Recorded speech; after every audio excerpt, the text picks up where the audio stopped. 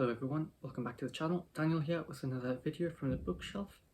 So today we are looking at the Battlecruiser HMS Hood, an Illustrated Biography 1916 to 1941 by Bruce Taylor.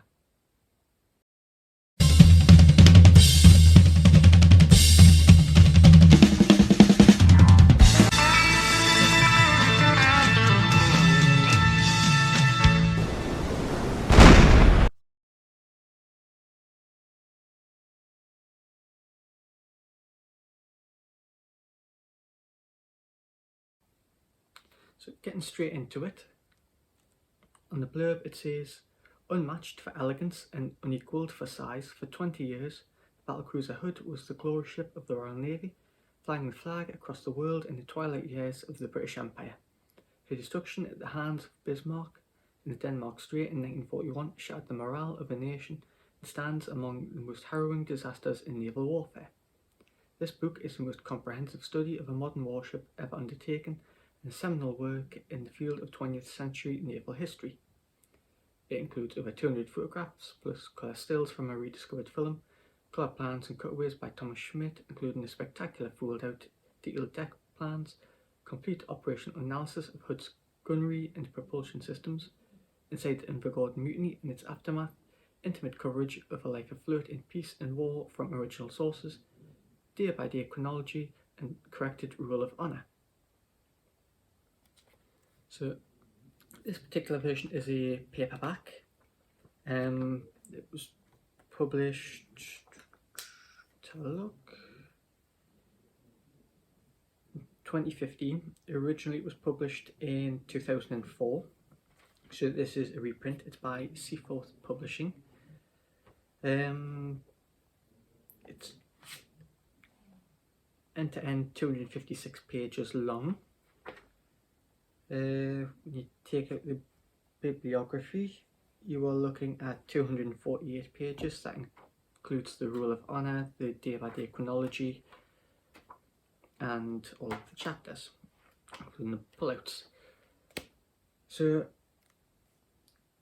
it is a good book, don't get me wrong, but, and it is a but. A few weeks ago I reviewed the book End of Glory by Bruce Taylor, which I'll put the link to that video in the description box below. And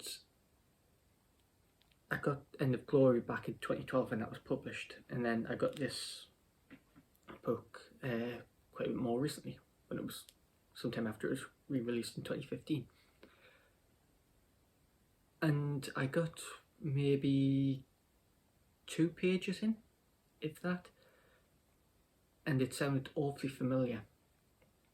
So naturally I went and had a look at End of Glory, and it was verbatim. It was a word for word reprint. So what I'm guessing has happened is that this book was released first, and then in 2012 End of Glory was released, and then this book was reprinted. Had I have known that, I probably wouldn't have bought this book. I mean, don't get me wrong, it is full of pictures. I mean, End of Glory only had a plate section which was about 30 pages. 30 images. This book has a hell of a lot more in terms of photographs and cutaways and all of that good stuff. But would I have paid just for some extra photographs and some captions? Not really. So for me that is a big bone to pick with this book. As I say, because it's verbatim End of Glory, there's not much more that I can really say about this, which it is a shame, really. It really is. I can understand from sort of Seaforth Publishing, or Pen and Sword, as Seaforth's an imprint of, why they would release End of Glory. It's easy for them to make some quick money without having the expense of printing all of the photographs. But for the reader who thought they're getting a good deal on books on HMS Hood, you know, it's it's taken advantage of the reader. It is a crying shame, and I think to a degree it devalues this book, because if you've already read End of Glory, there is no real reason to get this book. It sort of detracts away from it. It's sort of End of Glory in effect is a cheap copy of this book. You know, it severely detracts from what is otherwise a fantastic work. Yeah, that's all I've really got to say on this one, and it is a crying shame because, you know, Bushra did a fantastic job in providing a biography of the Hood from sort of her construction through to her destruction at the hands of the Bismarck. It is nice to see the chronology of where she was each day, every day. You know, it discusses the daily routines in peace and at war. There's a list of the commanding officers. I mean, that takes up 1, 2, 4, what are we on, 10, 12 pages. I mean, granted the pages are fairly big, but yeah, it's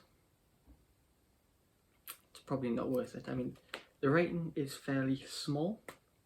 It's and pictures vary in size. Some are quite small, others are quite a bit bigger, taking up approximately half a page. But yeah, it is a bit of a crying shame. I mean, most of the photographs come from the collection of the HMS Hood Association, available on their website. So, if I'm honest, the additional material that's in this book that isn't in End of Glory is all just taken directly from the HMS Hood Association website. So, had I've known sort of before I bought this book what the additional material is, and that it was a copy of End of Glory, I probably would have just stuck with the End of Glory and just sort of made reference now and again to the HMS Hood website if I was conducting research or wanting to find out a little bit more about the Hood and things like peacetime routine and all of that stuff. But yeah, it's a bit of a shame. I think it's Seaforth have taken advantage of the reader and they've sort of devalued this work. But they're just my thoughts, you know. If you've read both books, you know, let me know what your thoughts are. And we'll catch you next time. Thank you. Many thanks for watching. Please subscribe for more updates, like and share. You can also help to support the channel at Patreon. Details are in the description box below.